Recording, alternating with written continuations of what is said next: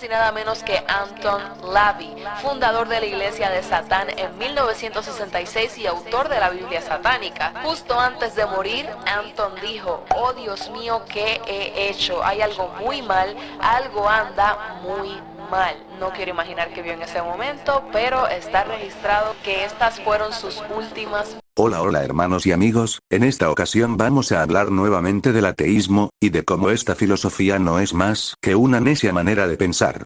Primeramente debo recalcar que no pretendo crear discordia ni mucho menos, no, lo que quiero es que te des cuenta de que existe un Dios justo que pagará a cada uno conforme a sus obras, así lo niegues y te jales los pelos por demostrar lo contrario. Espero de verdad que ablandes tu corazón y que ya no lo endurezcas más, espero en Dios que use este mensaje para advertirte de tu juicio eterno. Sin más que decir, comencemos. Primeramente quiero demostrar el origen de la palabra ateo.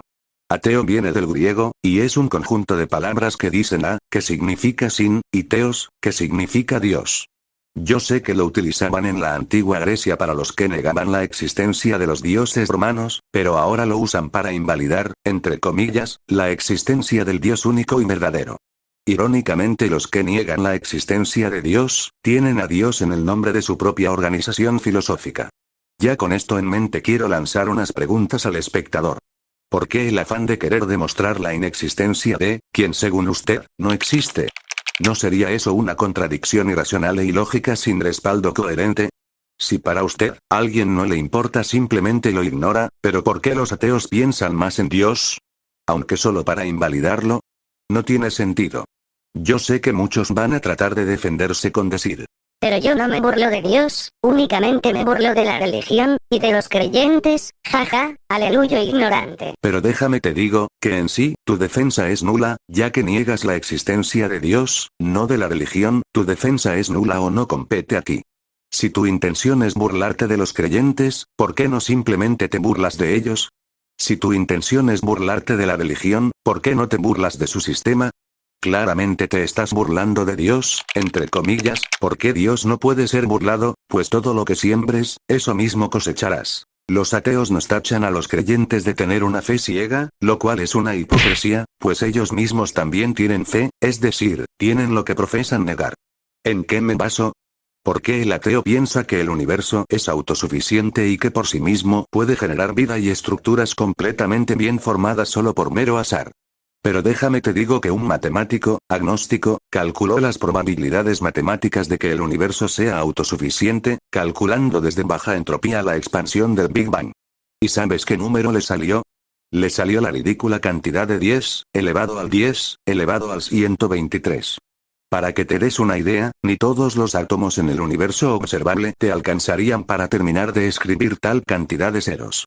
Según la ley matemática de la probabilidad llamada límite de Borel, dice que un número con un exponente mayor a 50 ceros ya es una imposibilidad. Entonces, ¿qué pasó allí? Para empezar, el Big Bang originalmente fue planteado con la idea de una mega explosión, literalmente el nombre Big Bang significa gran explosión.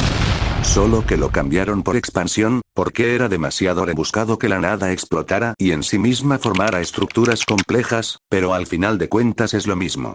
Si nos vamos a ciencia estricta, la ciencia se basa en el principio de causalidad y en el principio de falsabilidad. La causalidad dice que toda causa tiene un efecto, y la falsabilidad es la propuesta del filósofo Karl Popper para demostrar que una teoría es científica. ¿Y cómo lo hace? Poniendo a prueba dicha teoría. Entonces, como no hay evidencia empírica que diga estrictamente que el universo simplemente se formó porque sí, por mera expansión o explosión, ya no es ciencia, es solo una teoría. De hecho, los que creen en el Big Bang únicamente dicen que es eso, una creencia. Como le comenté, si usted como ateo tiene en su repertorio de argumentos necios, algunas de las teorías que invalidan, entre comillas, la existencia de Dios, déjeme le digo, que el propio principio de falsabilidad lo deja en vergüenza. ¿Por qué en este principio, si una teoría es cambiada o simplemente queda inválida por una refutación, por qué así es esto? Entonces usted se ve obligado a cambiar de parecer también. Déjeme le digo que si usted piensa que la verdad absoluta es la ciencia, usted está cayendo en cientificismo, y ya lo que usted tiene por evidencia, ahora pasa a ser un dogma. y otros aún peor, que dicen que todo pudo ser una casualidad. Déjeme le digo que los accidentes no existen, nada es por casualidad, ni por azar, por eso mismo existen las leyes de las probabilidades matemáticas. Estaría invalidando el principio de causalidad, que aunque no es una ley científica como tal, es un principio fundamental. Es como los buenos modales, no son leyes, pero son principios que se nos dan desde casa. ¿O me vas a decir que estos principios no aplican para el campo en el que fueron diseñados? ¿Que esto no aplica para el universo? Esto ya no es ciencia, es doble moral. Y no, la física cuántica no anula nada. Para empezar, a simple vista, es demasiado preciso, pero si vemos más de cerca, se puede observar que es muy inestable. ¿O vas a creer que las partículas del vacío simplemente chocaron y ahora existimos? ¿Es en serio? Si va a citarme experimentos que avalen sus teorías, déjeme le digo, que sin científico no hay nada de experimentos. Si el científico no crea el campo, y no activa el botón, dicho experimento no se lleva a cabo. ¿Por qué sería diferente el universo? Nuevamente, si usted piensa así, que el universo no necesita un creador, eso ya no es ciencia, es doble moral. Siguiendo con esto, la primera ley de la termodinámica, llamada ley de la conservación de la energía, dice que la energía no se crea ni se destruye, y de allí se agarran para decir: Jaja, ¿lo ves? El universo no necesita un creador, la energía solo se transforma. Hasta allí llegó tu cuento, aleluya. Pero nuevamente déjeme le digo que su defensa tampoco está bien estructurada. Usted está agarrando una sola ley, pero falta la segunda ley de la termodinámica, entropía, donde dice que la energía se va gastando, degradando y dejando de funcionar, o sea que, el orden tiende al desorden. La entropía dice que todo tiende a un estado más probable desde la matemática. Entonces, ¿cómo me puedes decir que el vacío se expandió y creó muy bien estructuras complejas? Cuando ya te demostré la probabilidad de que esto sucediera, y más aún, con baja entropía. La ley de la conservación de la energía dice en términos generales que no puedes obtener energía de la nada, y va de la mano con la entropía. ¿O me vas a decir que el vacío previo al supuesto Big Bang es eterno? ¿Es en serio? ¿Le quiere quitar un atributo a Dios, que es la eternidad, y dársela al universo? Eso ya es una necedad. Si el universo fuera eterno, déjeme le digo que ya habría ocurrido lo que los físicos llaman la muerte térmica. Sir Thomas Scott, canciller de Inglaterra, hasta este momento pensaba que no había ni Dios ni el infierno. Ahora sé y siento que existen ambas cosas y estoy condenado a la perdición por el justo juicio del Todopoderoso. Ahora pasemos a uno de sus temas favoritos, la evolución. Según esta postura, una especie se puede convertir en otra totalmente diferente, solo porque sí, poniendo pretextos raros como la selección natural y mutaciones. Como bien ya le demostré que sin evidencia no hay ciencia en la teoría, ¿cómo me va a decir usted que venimos del mono? Jajaja, no tienes ni la más pálida idea de lo que es la evolución. Nosotros no venimos del mono, sino de los homínidos. No sabes nada, jaja. Pero déjeme le digo que según esta postura, pertenecemos a la especie de los primates, y yo le pregunto, ¿el mono no es un primate? Ya he hablado de esta teoría antes, pero la situación amerita que lo vuelva a hacer. El necio siempre dirá que somos un animal más, pero déjeme le digo que entonces no habría leyes, pues la moral y la ética no existirían y sería la supervivencia del más fuerte. Me recuerda bastante a lo que hizo el autor intelectual detrás de la Segunda Guerra Mundial, Adolf Hitler, quien después de leer los disparates de Darwin, se dedicó a que la raza de los alemanes fuera la superior, y así alcanzar ser la especie dominante. Así tal cual, la teoría de la evolución solo vino a traer prejuicios a la humanidad, y usted mismo lo puede comprobar. Según esta idea, cualquier característica obtenida va pasando de generación en generación, lo cual no es cierto, y le explico por qué. Un ejemplo claro, los judíos, ellos se circuncidan al 8º día de su nacimiento, pero yo le pregunto, ¿no se supone que ya en estos tiempos ya deberían de nacer sin prepucio? Es como si yo me pusiera a obtener músculo desarrollado y mis hijos nacieran ya con el físico que yo ya tengo. ¿Se da cuenta de la terrible ridiculez que es esto? Hay un experimento que menciona que las especies que son más apegadas a su forma original son los más aptos. Precisamente porque una especie no se convierte a otra. Le muestro algo, para que la ciencia pueda respaldar un razonamiento no debe ser un razonamiento circular. ¿Por qué le comparto esto?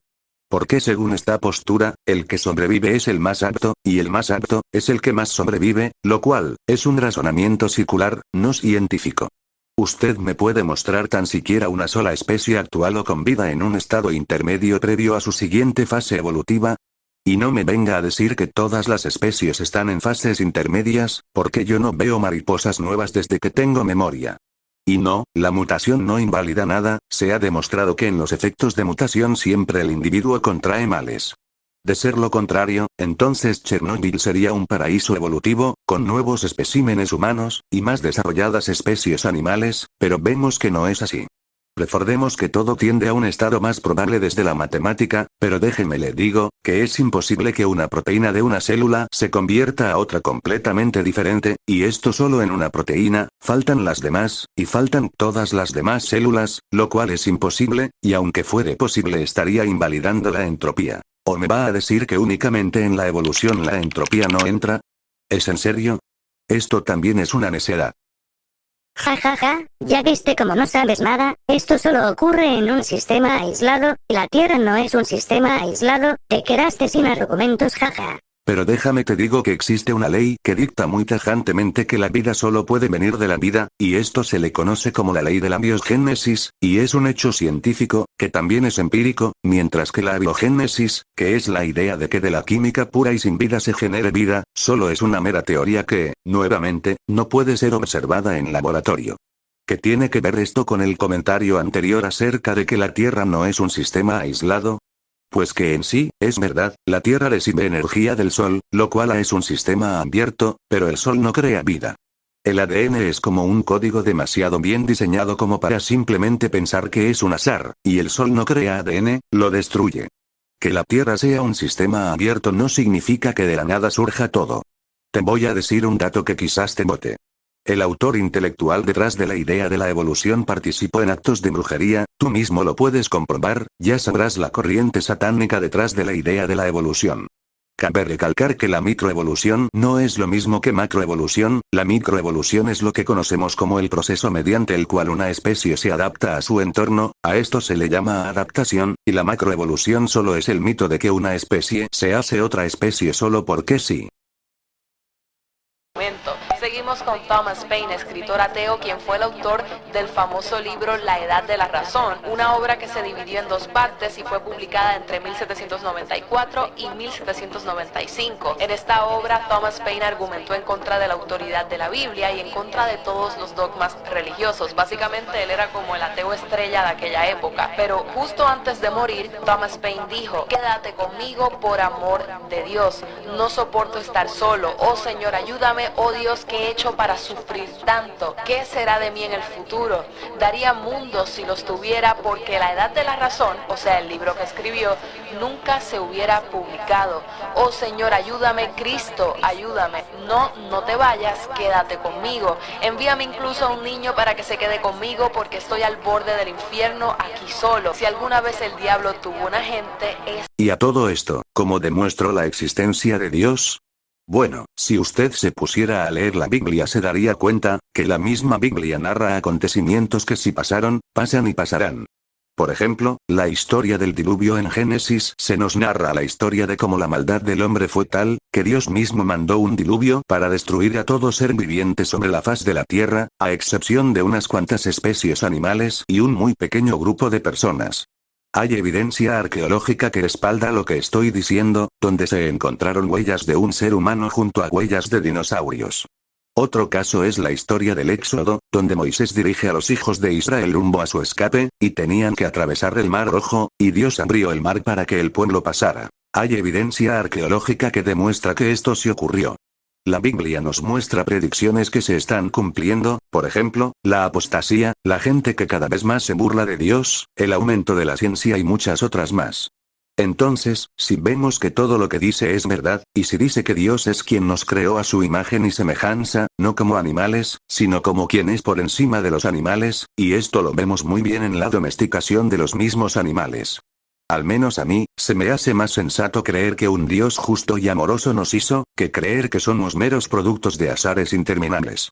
El hombre siempre ha tenido ese pensamiento interno de querer descubrir qué hay más allá de esta vida, de dónde venimos, y la Biblia responde a eso. Además, la historia se divide en un antes y en un después de Cristo. Jesús dijo que de la abundancia del corazón habla la boca, lo que me llena de curiosidad porque es verdad, y hay bastantes experimentos que lo demuestran. Es curioso que el ateo que se jala los pelos por demostrar la inexistencia de Dios, es el mismo que más lo aborrece. Es curioso que el que niega a la existencia del juez eterno, es el mismo que vive de la peor manera, entregándose al desenfreno, hombres que se creen perros, ratos y cuanta cosa se les ocurre, mujeres que abortan, usando piercings. Es curioso que los mismos que nos tachan de fe ciega, son los mismos que la tienen, y es más curioso todavía que el que se burla porque según él, no podemos demostrar la existencia de Dios, es el mismo que tampoco puede demostrar su inexistencia. Y es aquí donde se demuestran argumentos como el ajuste fino. Y otra cosa más, cuando vemos algo que contiene información, indudablemente pensamos que hubo alguien inteligente que lo diseñó, como una radio o un televisor. ¿Por qué sería diferente en el universo? El ateo piensa que es sabio al decir que, Entonces, ¿quién creó a tu Dios? Jaja. si piensas salir con este tipo de contestaciones, es porque no has entendido absolutamente nada. Dios es eterno. Cuando una persona va a crear una computadora, la crea con códigos y algoritmos para que la misma funcione, pero el programador no se rige por esos códigos. Hay muchos que dicen que todo existe solo porque sí, teniendo por nula la gran cantidad de argumentación sólida en su contra. Según esta lógica, la constitución de un Estado siempre existió, pues vemos las leyes pero no al legislador. La creación dice a gritos que hay un creador, las leyes de la termodinámica, matemáticas, y ciencia en general son extremadamente complejas y precisas que con solo un minúsculo cambio o falta de algo, sería imposible la vida. Yo sé que usted me puede decir. ¿Y en cuál de todos los dioses debo de creer? Jaja. Usted está cayendo en una falacia de generalización, bajar a Dios a un simple ídolo, o ponerlo a la misma altura que los dioses falsos paganos de las culturas antiguas, es una necedad que deja en evidencia que usted simplemente no quiere creer. ¿Cómo hay muchos billetes falsos, entonces los billetes reales no existen? ¿Cómo hay muchas frutas podridas, las frutas comestibles no existen? ¿Cómo hay injusticia, entonces la justicia no existe? Asimismo es, que hayan ídolos y falsos dioses, no invalidan la existencia del Altísimo, el único Dios verdadero. Y la Biblia dice algo de los ateos. Dice el necio en su corazón, no hay Dios. Salmos 14, 1. Ya para finalizar, he de demostrar que el ateísmo es la excusa ideal para vivir en el desenfreno. Pues según la descripción que nos da el diccionario de la Real Academia Española, un ateo no es solamente quien niega a la existencia de Dios, sino que, en sinónimos, dice que es un hereje, un impío, por tanto con esto en mente, el ateísmo es igual a necedad, impiedad, iniquidad, maldad, altivez, vanagloria y soberbia. Necedad por cuanto su interior les dice a gritos que existe Dios, pero ellos cierran su corazón a la luz de la verdad y lo endurecen por soberbia. Impiedad por cuanto niegan la existencia del juez eterno, y se entregan al desenfreno, viviendo de la peor manera. Iniquidad por cuanto aborrecen la justicia y abrazan la maldad. Maldad por cuanto maquinan en su mente cómo hacer el mal, con el pensamiento de que no hay más nada después de la muerte. Altivez, vanagloria y soberbia por cuanto rechazan la posibilidad de que pueden estar equivocados, y lejos de ser una posibilidad, es la verdad, y la verdad es Jesús, pero ellos la niegan.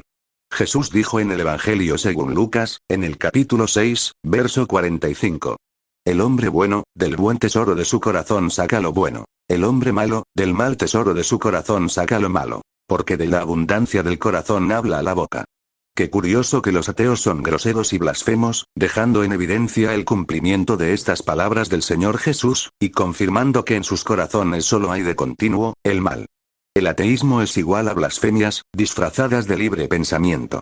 Y hablando del mal llamado libre pensamiento ateo, el ateísmo son ataduras espirituales, ya que, aunque quieran creer en Dios, simplemente no pueden, no solo porque no quieren, sino porque no pueden, y Jesús no los va a liberar, si no se hacen humildes y reconocen que están en el error, porque Dios resiste a los soberbios y da gracia a los humildes.